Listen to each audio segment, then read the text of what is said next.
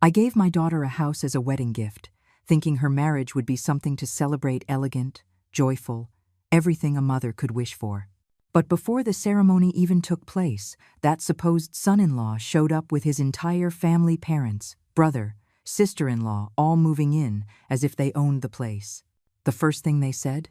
"We're taking the master bedroom. She can handle all the chores." I thought this was going to be a marriage. It turns out they saw my daughter as nothing more than a live-in maid. But here's what they didn't see coming. They got proud too soon and realized it too late. My daughter is nobody's stepping stone. And in the next moment, I made sure every single one of them shut their mouths. My daughter's fiancé, Curtis Miller, seemed like a nice guy, polite, attentive to Natalie, the kind of boyfriend any parent would cautiously approve of. But his family? That was another story. No house, no car, and certainly no financial contribution to the wedding. His parents lived in a remote town, working as farmhands, while his brother and sister-in-law were barely scraping by with odd jobs in the city. Thomas and I had our doubts about this relationship from the very beginning. But Natalie was in love deeply, stubbornly, head over heels in love. She begged us, persuaded us, and insisted until, finally, we gave in. Wanting to make sure she wouldn't struggle after the marriage, we gifted her a beautiful house in the suburbs of Boston, a standalone home, completely renovated down to the last detail. Thomas oversaw everything personally, pouring hundreds of thousands of dollars into custom designs, carefully selected finishes, and the best contractors money could buy. The day the renovations were finished, he was so excited he practically dragged me over to see the final result.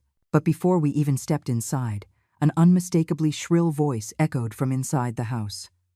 "My God, is this neighborhood a prison? Every house has its doors shut. How am I supposed to visit the neighbors if nobody leaves their doors open? Curtis, go and tell them to be more neighborly and stop locking everyone out. And that front gate? What the hell is that? It looks like a damn fortress. The bars are so tight it looks like we're guarding a bank. What happens when our relatives come to visit? Are they supposed to wait outside like beggars? Curtis, get some workers over here and tear that ridiculous thing down." I didn't even need to see her to know. It was Curtis's mother, Mrs. Miller. A slow, simmering anger began to build in my chest. Curtis had brought nothing to this marriage, not a house, not a car, not even an engagement ring. Natalie had quietly bought one herself so we wouldn't worry, claiming it was from him. Of course, we found out later. But in the end, Thomas and I decided to let it go. At the very least, we thought they loved each other. What infuriated me most was his parents' reaction when they found out. Instead of gratitude or embarrassment, they scoffed, calling Natalie wasteful. A ring was just a formality, they argued, so why throw money away on something so unnecessary? And now, standing on the threshold of this house, our house, listening to this woman complain as if she were inspecting a rundown motel, I could feel my patience wearing thin. Natalie, ever the peacemaker, tried to keep things calm. "Mr. and Mrs. Miller, there's a wonderful community center nearby. If you're looking for company, they have game nights, social events, plenty of opportunities to meet people." Mrs. Miller wrinkled her nose. "Card games? Please. You think we haven't played cards before?" Then, as if we were invisible, Curtis's parents wandered off to explore, peering into rooms, inspecting furniture, acting as if they already owned the place. Not a single word of greeting. Not a single glance in our direction. Natalie was frozen between politeness and disbelief. Even Thomas, normally the calmest one, looked completely taken aback. Noticing my expression darkening, Curtis hurried over and whispered, "Mr. Dawson, Mrs. Dawson, I know my parents can be lively. They're just loud talkers, that's all. But please, I promise they really do love Natalie." Before I could answer, a loud, booming laugh echoed from the master bedroom.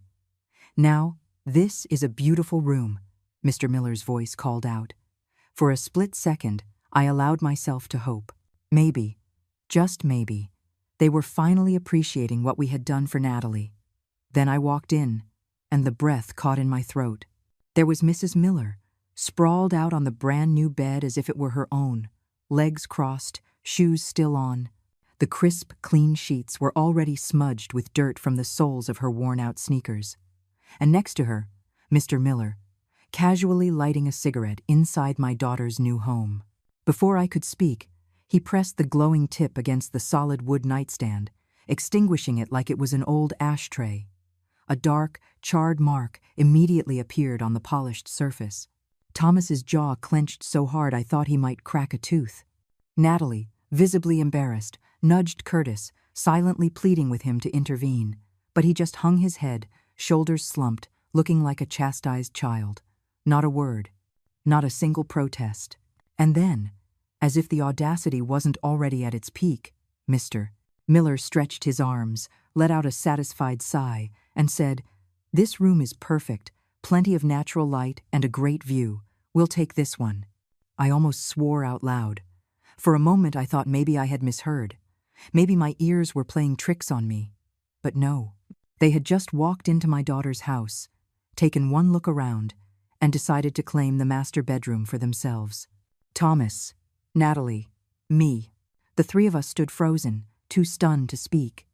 This wasn't a misunderstanding. This was an invasion. Mr. Miller walked out of the master bedroom, barely acknowledging our presence, and headed for one of the smaller guest rooms. He scanned the space before nodding in apparent satisfaction. "This one is perfect, ideal for our grandson." He turned to Curtis without a hint of hesitation. "Call your brother and tell him to break his lease. He and Jenny should move in with Luca right away." Then, as if the matter was already settled, he continued, "We'll put the house in Travis's name. That way, Luca will have a stable home when he starts school here. As for you and Natalie, you can move back in when you have children. Until then, there's no rush."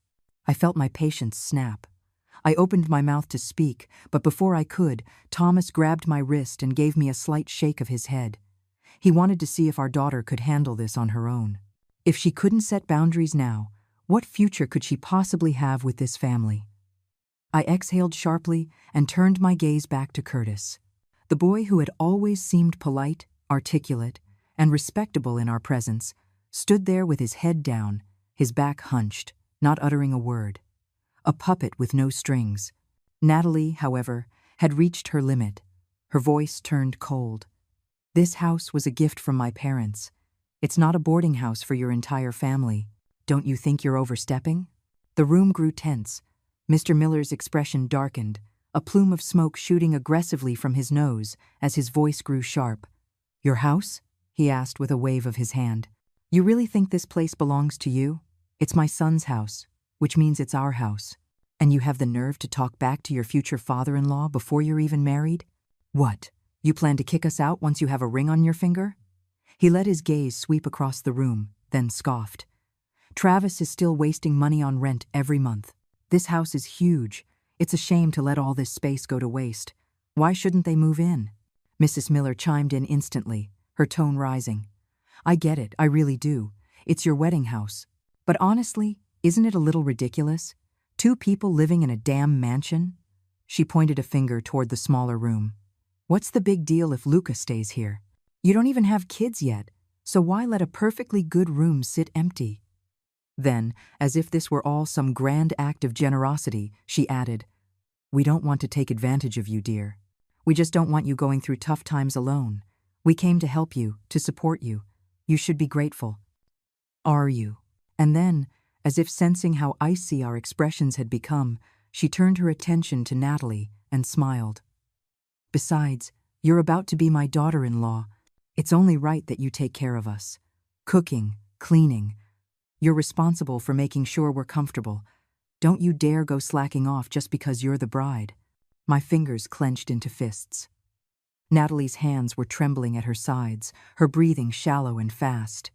And still, Mrs. Miller wasn't done. "Honestly, looking at you, I can tell you're not much of a housekeeper. Why don't you save yourself the trouble and just ask your father to hire a maid to take care of us?" Natalie's entire body went rigid. Tears welled in her eyes, but instead of falling, they burned hot, furious. And then, finally, she snapped. "If you want a house in the city, if you want to be taken care of, then pay for it yourselves. Stop expecting my parents to hand you everything." And a thick, uncomfortable silence filled the room. Mrs. Miller's face twisted in fury. "Curtis, do you hear this? This is the woman you're going to marry. She talks like we're beggars. Since when is her family's money more important than ours? A marriage is about sharing everything, doesn't she understand that? Curtis's face went pale. His voice rose in alarm. Natalie, you can't say things like that. Apologize to my parents. Natalie's sharp gaze turned to him, her voice as cold as steel. Curtis, if you really believe that, then take your parents and get out of my house. My parents bought me this, not you, not them. Curtis's hand shot out and grabbed her wrist. Natalie, come on. You always throw these tantrums, and I always let it slide. But couldn't you show my parents a little respect? Natalie yanked her arm away, turning her back on him completely. Mrs. Miller let out a bitter laugh. You should be grateful you're marrying a man like Curtis. You think you're too good for us? Look at you. You're selfish, spoiled, and completely disrespectful. Frankly, I don't think you're even good enough for my son. She turned to Curtis, her eyes blazing. You see now? She looks down on us, just like all these city people. Natalie stared her down, her voice steady. We're not even married, and you're already trying to lay claim to what isn't yours. That isn't family. That's greed. Curtis wiped his brow, his face strained. Natalie, that was way out of line. You need to apologize. Mr. Miller took a slow step forward, exhaling smoke in our direction. His gaze settled on Thomas and me, his voice a mocking drawl. Thomas, I've got to ask, how exactly did you raise your daughter? Because I'm seeing a serious lack of discipline here. She has no respect, no humility. It's always, my house, my house. It's exhausting to listen to. He took another drag from his cigarette, breathing out slowly. You wouldn't be looking down on us country folk, would you? He narrowed his eyes as he added, almost lazily.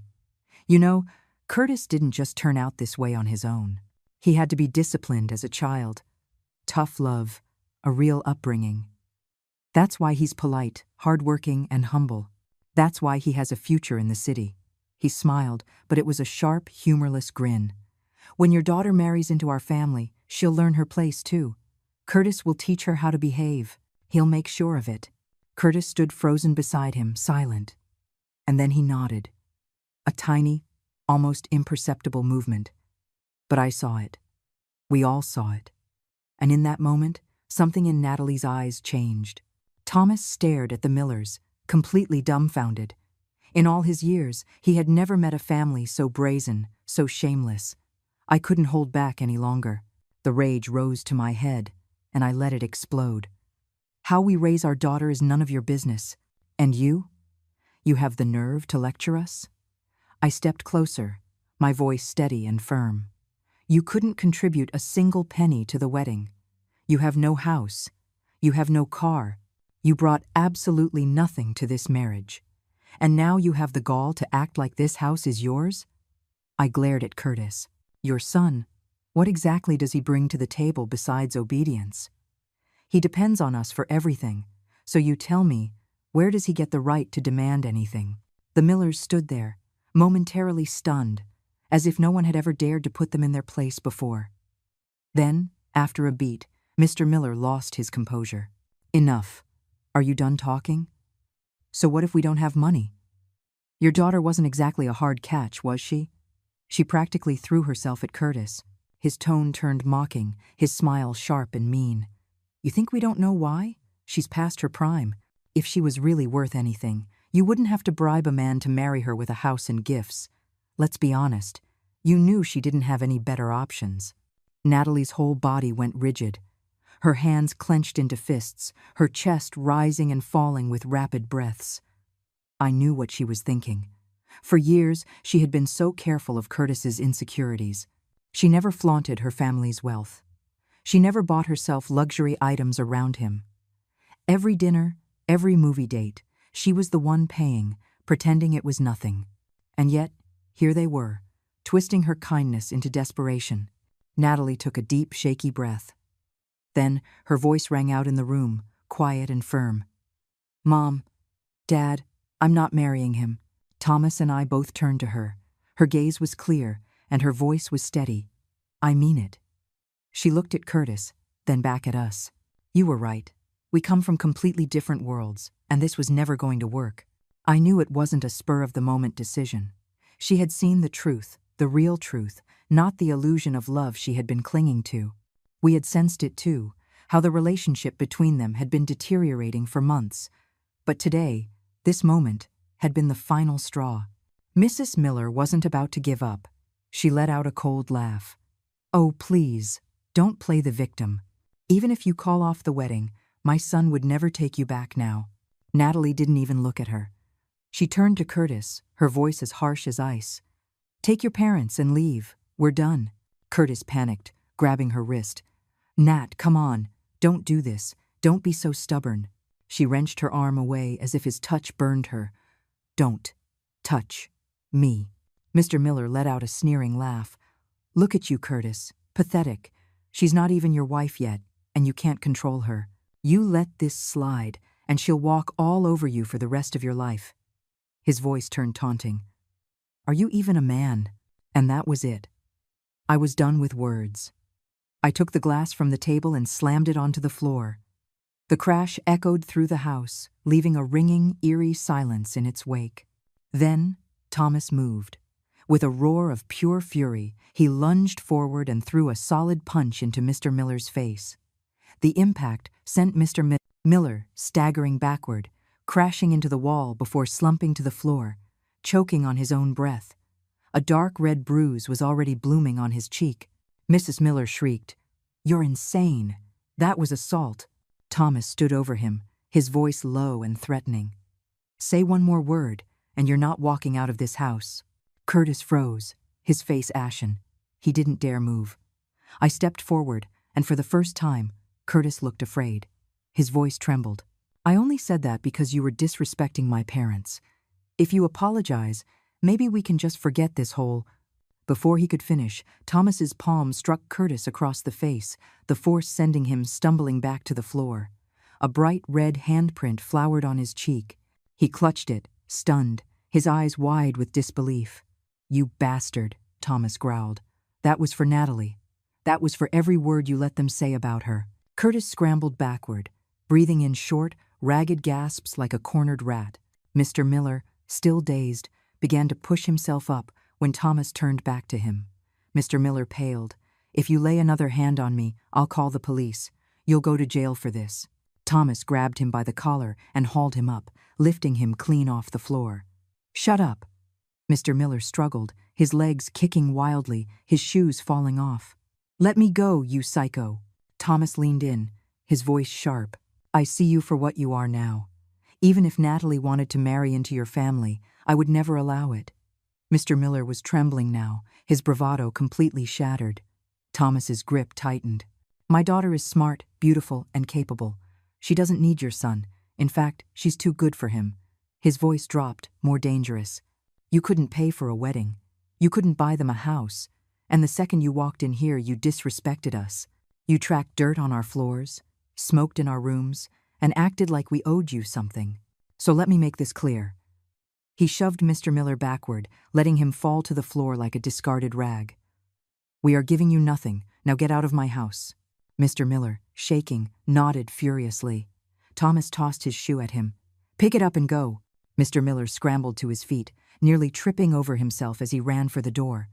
I crossed my arms, smirking. "Look at that." He ran off and left his wife and son behind.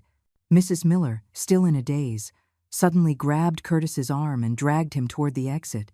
At the door, she couldn't resist one last parting shot. "You'll regret this. Curtis can have any woman he wants. Girls would line up for him. Your daughter will end up all alone." I took one step forward, and she bolted. As they scrambled down the stairs, one of them must have tripped, because suddenly, all three of them went tumbling down the front steps, a mess of flailing arms and legs. Loud thuds echoed across the driveway. Thomas sighed and shook his head as he watched them groaning on the pavement. They deserved that. I had thought that once Natalie ended things with Curtis, she would finally be free of that family's nonsense and move on with her life. But, clearly, I had underestimated just how low they were willing to go. That night, when Natalie came home from work, she was visibly upset. She didn't say a word, just walked in and set her purse down with a heavy sigh. I frowned. "What's wrong?" Without a word, she handed me her phone. An email. from Curtis. Natalie had already blocked him on every platform imaginable: calls, texts, social media, but somehow he had found a way to wiggle back into her life. Thomas and I leaned in and looked at the email. The subject line was simple. "Natalie, since we broke up, it's only fair you pay me what you owe." Thomas raised his eyebrows. "You borrowed money from him?" Natalie let out a dry, humorless laugh. "Check the attachment." We clicked on the file, and my blood pressure nearly doubled. It was a spreadsheet, a meticulously organized, itemized list of every single dollar he had ever spent on her throughout their relationship. Tuesday, Starbucks, 2 coffees, $11.80. Valentine's Day flowers, $20. Uber ride last weekend, $14.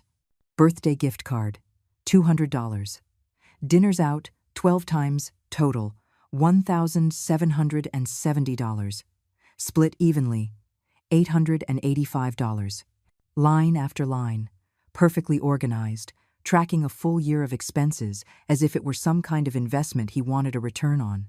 And at the bottom, in bold, total, $2,897.36. "I'll be generous. Just send me $2,897 and we'll call it even." Thomas and I just stared at the screen, utterly speechless. I felt the heat rise in my face. I clenched my fists. This man had no shame. Did he really think we didn't know the truth? For nearly every dinner, movie, or trip they had taken, Natalie had been the one to pull out her credit card. Curtis had treated us to dinner once, and it was at a fast food chain. For his birthday, Natalie had bought him the latest model iPhone, spending over $1,200. On her birthday, she got a $200 gift card. And let's not forget last year, when his father had a health scare, I was the one who went to the hospital with a gift of $1,500. But now he wanted to bill her?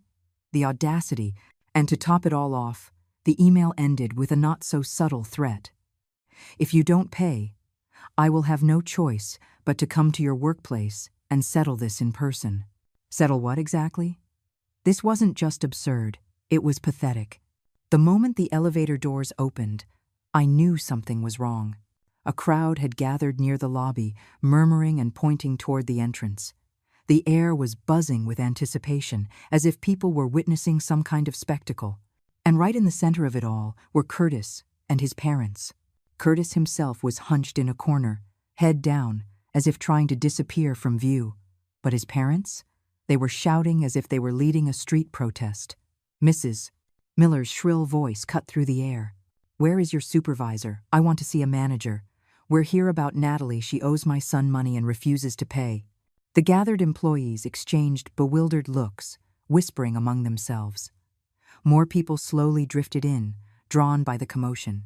And then, the moment Natalie and I stepped out of the elevator, the entire floor went silent. Every eye turned to us. Mrs. Miller, spotting Natalie, immediately pointed a finger and raised her voice another octave. "Listen up, everyone. This woman, your coworker, dated my son for a whole year. She spent his money, enjoyed his generosity, and now that they've broken up, she thinks she can just walk away without paying him back? You tell me, is that fair?" The whispering started up again, louder this time. "Wait, is that true? I thought she came from a wealthy family? Isn't her dad an executive at the Granite Group? What if that was all just an act?" Natalie's face flushed red. I could feel her shoulders trembling. She had never been in a situation like this, publicly shamed, treated like a con artist. She had always been poised, professional, and respected. And now, in an instant, Curtis's family had reduced her to a sideshow. I stepped forward and gently placed a hand on her back, reassuring her. "I've got this." I squared my shoulders, crossed my arms, and fixed my gaze on Mrs. Miller. And just like that, at the very sight of me, her arrogance faltered. They had felt Thomas's anger once. They knew what he was capable of. Still, Mrs. Miller puffed out her chest, trying to salvage her performance. "We just want what's fair. Your daughter owes my son money, and we're here to collect." I raised an eyebrow, my voice cool and sharp. "Oh? Since we're making a public scene, let's get specific. How much, exactly, does she owe you?" Mrs. Miller hesitated for half a second, then straightened up. A lot of money. How much exactly? I pressed. She flinched slightly, but then squared her shoulders and practically yelled, $2,897.36. The room froze. A moment of complete silence. And then, a burst of laughter. Wait, what? All this fuss for less than $3,000? I thought she owed him hundreds of thousands or something. And did she just say 36 cents? Who calculates like that? The whispers turned into outright mockery. Mrs. Miller's expression faltered, but Mr. Miller stepped in, determined to save face. He reached behind him and pulled out a giant poster board, holding it up like some bizarre protest sign. This is a full breakdown of every expense. My son paid for her coffee, her movie tickets, her dinners. Look at the numbers. He began reading off the transactions, his voice booming as if he were presenting a corporate budget report. But the more he talked, the more the crowd reacted. Dude, is he seriously itemizing every coffee? Wait, Valentine's Day flowers, $20? Is this a joke? Man, even my cheapest ex wasn't this bad. He kept a log of every coffee? That's not budgeting, that's psycho behavior. So?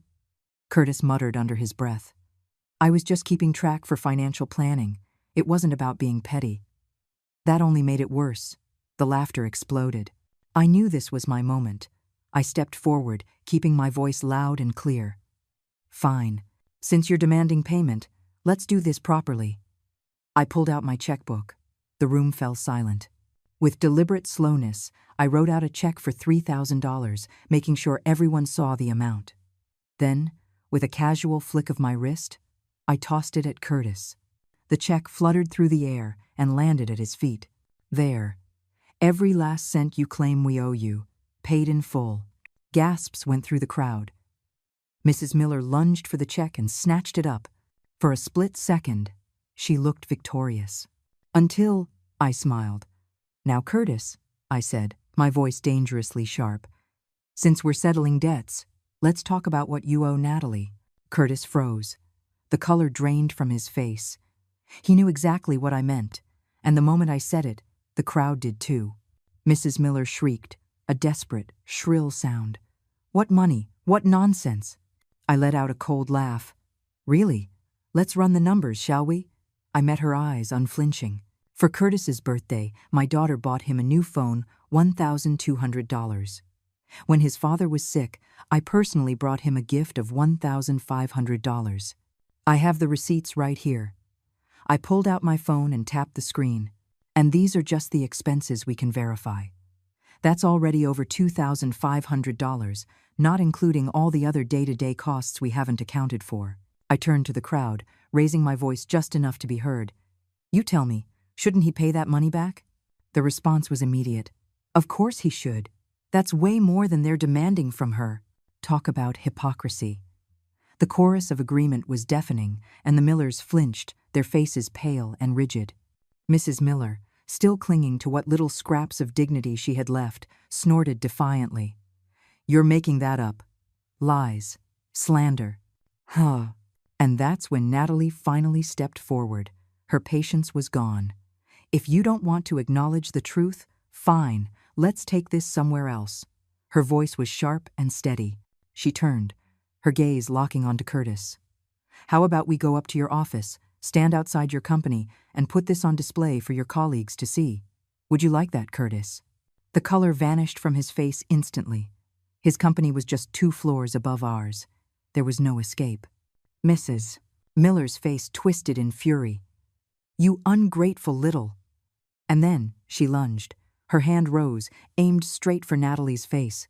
This time, I was ready.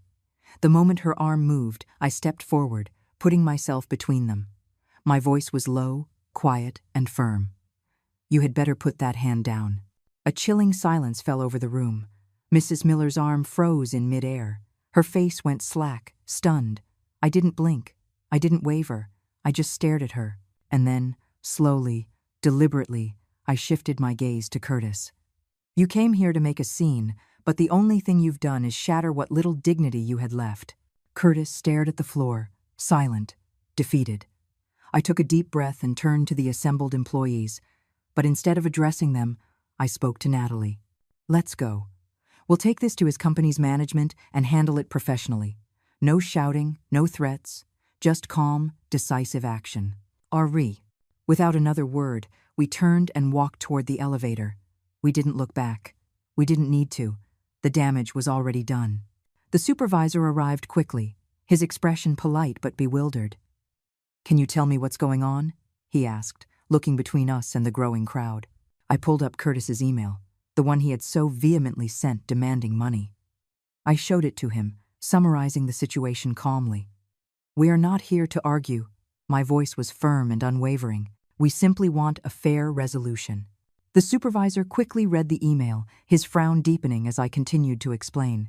Then, just as I finished, one of his assistants came over and whispered something in his ear.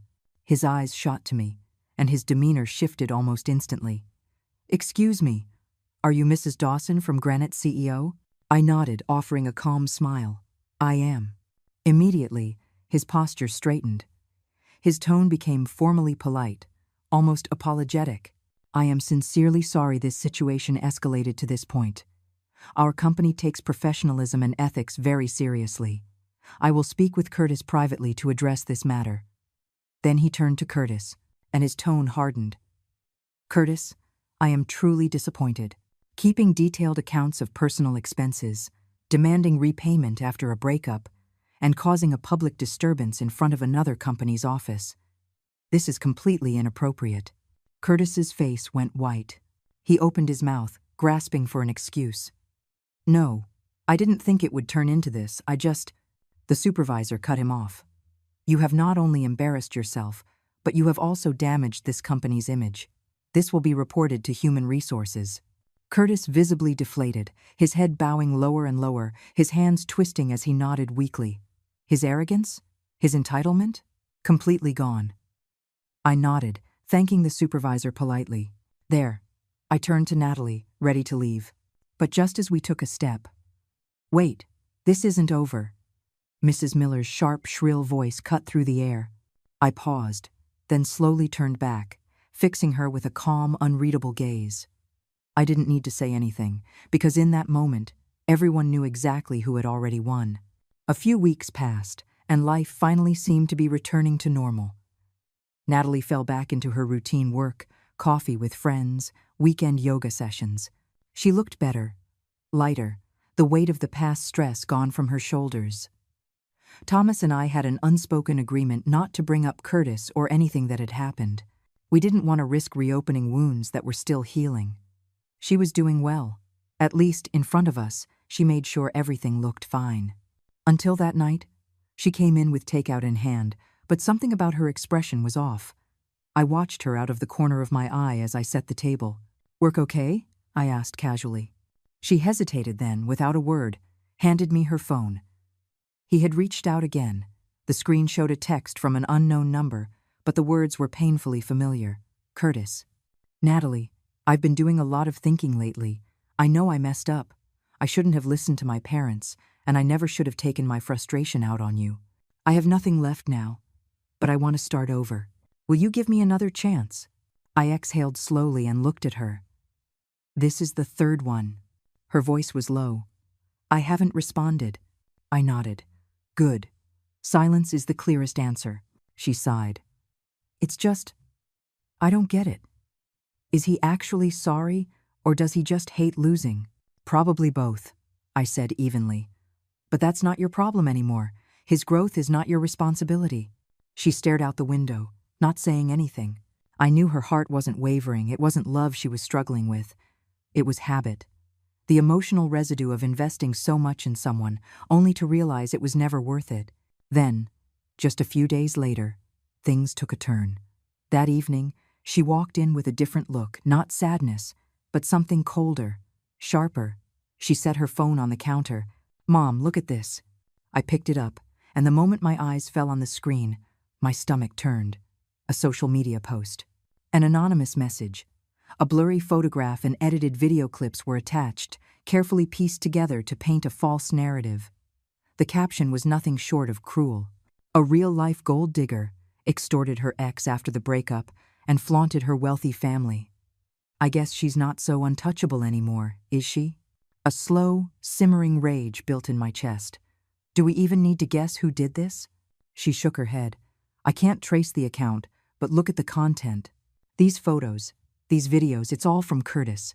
He cropped himself out, used an anonymous account, but we both know. I clenched my jaw. So this is what he's resorting to now. She let out a slow sigh, the exhaustion heavy in her voice. I just wanted to move on. Why won't he let me? I took her hand and squeezed it firmly. Because he's not obsessed with you, he's obsessed with his own ego. He can't move forward, so all he knows how to do is drag people back down with him. That same night, I contacted an old friend from college, now a lawyer at a well-known firm. By the next morning, we had formally issued a legal notice demanding the removal of the anonymous defamatory content, along with a request to preserve the poster's IP information for potential legal action. We also filed a civil complaint for harassment, ensuring an official record of Curtis's actions.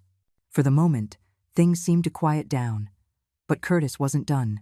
A week later, Natalie received a package in the mail. Inside was a handwritten letter from Curtis. The tone dripped with regret, guilt, and nostalgia. He wrote about their first date, her smile, the nights she stayed up looking after his sick father, every line carefully crafted to pull at her heartstrings. But then, the last few sentences revealed the truth. I can't accept you being gone completely. You know I have nothing left. You were my only light. If you don't come back, I don't know what I'll do. This wasn't an apology. This was emotional blackmail. My expression darkened as I read the final words.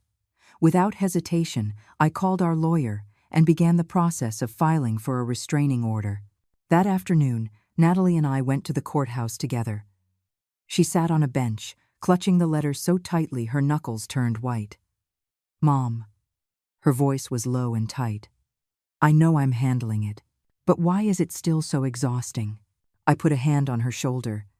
You're not tired, you're healing, and that takes time, but you're already doing everything right. She exhaled slowly, then met my gaze. For the first time, there was no hesitation in her eyes. I'm not going to let him hurt me again. I smiled. That's my girl. A few weeks later, the court officially granted the temporary restraining order, legally forbidding Curtis from contacting or approaching Natalie in any way. We also provided all supporting evidence to Granite's legal team, ensuring it was on the record should any future issues arise. This time, we didn't wait for him to apologize. We didn't give him a single opening to reappear in our lives. Natalie was finally free. She was no longer the girl who tiptoed around others' emotions. She was no longer the girlfriend who would bend, apologize, or try to fix someone who refused to change. She had stepped fully into her own, and, without even realizing it, she had started moving beyond the boundaries she had once set for herself. She poured herself into her work, refusing to let emotions sidetrack her focus. Instead of hesitating, she took on multiple projects at once, proving her ability to thrive under pressure. She knew what she wanted, and more importantly, what she no longer needed. Then came the regional business conference. Granite chose her to represent the firm at a major industry networking event. She took the stage with quiet authority and delivered a presentation with confidence and precision. The audience executives, investors, and industry leaders listened. They nodded in approval, and at the end, several corporate representatives from across the states approached her, eager to exchange business cards, hoping to explore future collaborations. That one event subtly but irrevocably shifted the course of her career, and with it, her life. At a casual networking lunch after the conference, Natalie met Ethan Parker. Ethan was one of the co-founders of East Bay Capital, an MIT graduate and a member of a well-known family of San Francisco entrepreneurs. But unlike the arrogance often associated with privilege, he was thoughtful, articulate, and composed. Their conversation was brief, no unnecessary small talk or intentional exchanging of contacts, just a natural, spontaneous conversation before they both went on with their day. But the following week, Natalie received a handwritten letter. It wasn't a grand declaration or an eager invitation. It was a sincere note of thanks, acknowledging the strength of her presentation and offering thoughtful feedback on her business model. Plus, he included a book on leadership and strategy, something he thought she might find interesting. She was surprised, impressed even. I glanced at the letter and smirked. Well, at least this one didn't send an invoice after the breakup. Oh, Natalie chuckled, but didn't reply. Still, there was something different in her expression, a quiet composure that hadn't been there before. There was no sudden whirlwind romance or rushed advances. Over time, their conversations grew more frequent, but never forced. They exchanged industry insights, attended small business forums, and occasionally grabbed coffee to discuss market trends. Until one evening, Ethan was driving her home when he suddenly stopped the car. Turning to her, he said, "I don't know how you feel about me." His voice was steady and sincere. "But I want you to know that I like you. Not because of your work, or because you're brilliant or independent, but because when I'm with you, I feel like life is something worth living fully." Natalie was frozen for a moment. She hadn't expected this, not so soon, not so directly. She sat in silence, weighing his words. Then finally, she nodded. "I don't know what the future holds," she admitted quietly, "but I'd like to find out." For the first time in her life, she walked into a relationship without fear, without pretense, without hesitation. And to our surprise, Ethan soon introduced her to his parents. Mr. and Mrs. Parker were kind, intelligent, and welcoming. They never pried into personal matters, never judged or scrutinized. Instead, they treated Natalie with the same respect they would any capable adult. At dinner, Mrs. Parker personally prepared a small dessert and smiled warmly. "This is the first time Ethan has ever brought someone home. I had to make sure I got it right." Later that night, Ethan's father took Thomas aside and said quietly, "She's remarkable, smart, poised, and she knows what she wants. We're glad Ethan met someone like her." There was no entitlement, no demands, no pressure for submission, just a family that valued genuine connection and mutual respect. It was everything Curtis's family was not. And for the first time, we could all see it. Natalie was finally in a place where she was safe, where she was wanted. But good things rarely go unnoticed. One afternoon, a photo appeared online, a candid shot of Natalie and Ethan at a business event. With Ethan's last name attached, it didn't take long for the picture to circulate within industry circles, and soon, the news found its way to Curtis. That evening, Natalie left her office to find Curtis waiting for her near the entrance. His face was pale, his expression twisted. "So this is it?" He stepped closer, his voice low and resentful. "You left me and ran straight into the arms of another man?" Natalie didn't flinch. She looked him straight in the eye. "Curtis, leave. You have no right to question me." His nostrils flared. "You were planning this all along, weren't you? You were already with him when you were still with me." Her voice hardened. "You need to stop. I have a restraining order against you. If you follow me, I'm calling the police right now." Curtis's face contorted, his hands clenching at his sides. He was about to lash out again, when another presence stepped forward. From the parking garage, Ethan walked over, his posture calm, his expression unreadable. But his presence alone changed the atmosphere. He moved to Natalie's side, his voice quiet but firm. "I don't know who you are," Ethan said, "but if you take one more step toward her, I'll be the one to call the police." Curtis blinked, startled. He hadn't noticed Ethan's arrival, and he certainly hadn't expected this confrontation. "You're the new boyfriend, huh?" His voice turned taunting, but there was a crack in his bravado. "You think you're better than me?" Ethan didn't take the bait. "It doesn't matter who I am," he said calmly. "What matters is that you understand you don't get to hurt her anymore." There was no shouting, no dramatic showdown, but the weight of his words suffocated Curtis more than any fight ever could. For a moment, Curtis just stood there, looking at them. Natalie, standing tall, unaffected by his anger. Ethan, at her side, steady, unmovable, and something broke inside him. He finally understood. The woman he had once criticized, belittled, and controlled was now standing in a different world, bathed in a light he could never reach. And him? He no longer even had the right to stand by her side. As they walked away, Curtis stood frozen, his face unreadable, a storm of rage, regret, and finality. But the world had moved on without him, and Natalie never looked back. After dinner, Natalie and I walked along the narrow path, our steps slow and unhurried. The gravel crunched softly under our feet, and behind us, the trees swayed in the evening breeze, their shadows casting long patterns on the ground. This was a place we used to visit often. As a little girl, she loved to hop on the smooth stones by the lake, and my heart would leap into my throat every time she teetered at the edge. I would reach out, grabbing the sleeve of her jacket, trying to keep her balanced. Now, her steps were steady and measured. Her gaze was clear and firm. "Do you remember how I used to run to the water to collect stones?" she asked suddenly. I smiled. "Of course. You always said each one was unique, that you had to take them all home and wash them clean." She let out a soft laugh. "Back then, I thought every little piece of the world was worth keeping. And now?" She paused, thoughtful. "Now, I know some things are meant to be kept in your heart, not in your life." I turned to look at her. She was no longer the little girl who panicked when things went wrong. "Mom," she spoke again, her voice softer. "What do you think people chase their whole lives?" I didn't answer right away. Instead, I looked out at the water, where the sunlight was reflecting in soft, shifting ripples. "I think it's different for everyone, but for me, it's peace." She raised an eyebrow. "Not happiness?" I shook my head. "Happiness is tricky. Sometimes it's just other people's expectations. Sometimes it's just a fleeting rush. But peace? That's something you build. It's not given. And it's not something that comes overnight." She was quiet for a long time, absorbing my words. Then, in a voice as soft as the evening air, she said, "I used to think I needed to be loved to feel like my life had meaning. But now, I think learning to love myself is the most important thing. It's enough." I nodded. "It's more than enough." She smiled at me. "You've always known that, haven't you?" I didn't answer. I just held her gaze.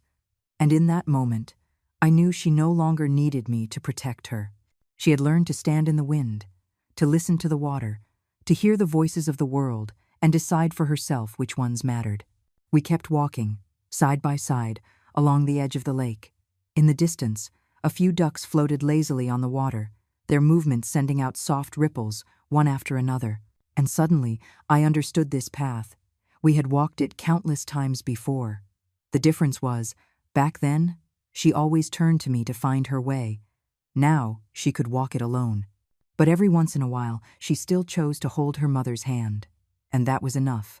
I'm Natalie, and I once truly believed that love could conquer all. When I met Curtis, he was quiet, reserved.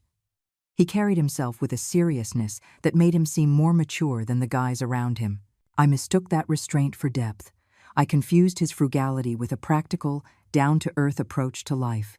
Even when my friends gently warned me he was cheap, I dismissed it as harsh judgment. The first time he took me to dinner, it was at a fast food joint. He ordered the cheapest thing on the menu and told me, "Don't order too much, it's wasteful."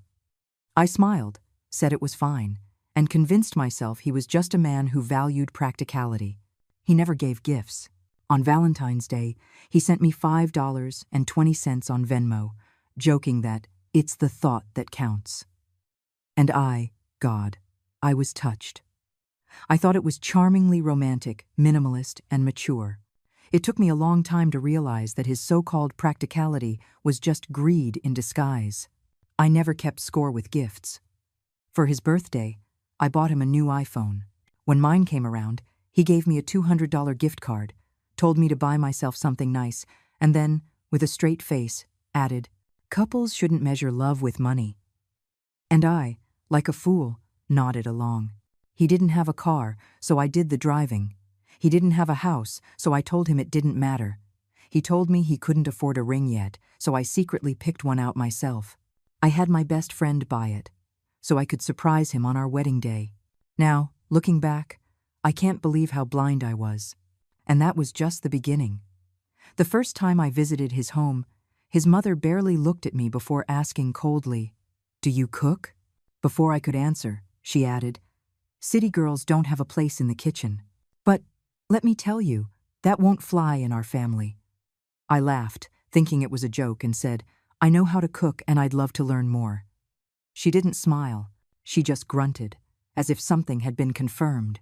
I thought if I was just kind enough, sincere enough, she would eventually accept me. I didn't realize that was just the start of her endless tests and criticisms. She mocked my clothes, saying I dressed too flashy. She mocked my career, saying a woman who's too ambitious is hard to control. She mocked my personality, saying I wasn't gentle enough to be a good wife. Curtis? He never once stood up for me. All he ever said was, "That's just how she is, don't take it personally." At the time, I thought he was keeping the peace.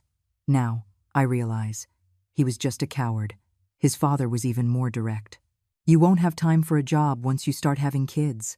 No need to waste energy thinking about a career." They believed I shouldn't have personal ambitions, that I shouldn't have my own space, that I shouldn't even have my own opinions. And God help me, I told myself to endure it. I thought, things will change after we're married. But the moment that truly woke me up was the house. Curtis told me he couldn't afford to buy a home, so my parents offered to gift us one as part of my dowry. He didn't hesitate. He grinned and ran to tell his parents. And that's when they showed their true colors. His mother immediately declared, "We'll take the master bedroom. The second bedroom will be for Luca, our grandson, and Travis and his family will be moving in too." I tried to be rational. I tried to talk it through. She laughed in my face. "Your mother bought you a big house. Lucky you. But that doesn't mean you get a say. Curtis?" He just stood there, silent. Later, when I confronted him, he pulled me aside and whispered, "She's just talking. Don't take it so seriously." And that was the moment I finally saw it. I was never their daughter-in-law. I was a resource, a house, a wallet, a convenient stranger who could provide, but never be respected. And the most absurd part? After we broke up, Curtis spread rumors at work, calling me cold, entitled, and materialistic. Then he had the audacity to send me an invoice, listing every coffee, every meal, every ride he'd ever paid for, demanding I pay him back $3,000. I laughed. I actually laughed. The same girl who bought her own engagement ring was now being called a gold digger? I transferred him the full amount. Not because I owed him anything, but because I wanted to shut the door on that chapter forever. And after that, his life fell apart. He was fired from his job. His family's reputation took a hit. Every resume he sent out was met with silence. People said he looked worn out, miserable, lost. I wouldn't know, because by then I had stopped caring. Sometimes, I think about the girl I used to be, the one who silenced herself for love, the one who sacrificed her boundaries, the one who kept telling herself to endure just a little longer. And yes, it hurts to remember her. But more than anything, I feel free, because now I understand. A true partnership isn't one person constantly making up for the other's shortcomings. I was never his savior. I was never his family's financial plan. I walked away, and I lived better. And him? He was eaten alive by his own greed, his own selfishness. This is my quietest, most dignified revenge.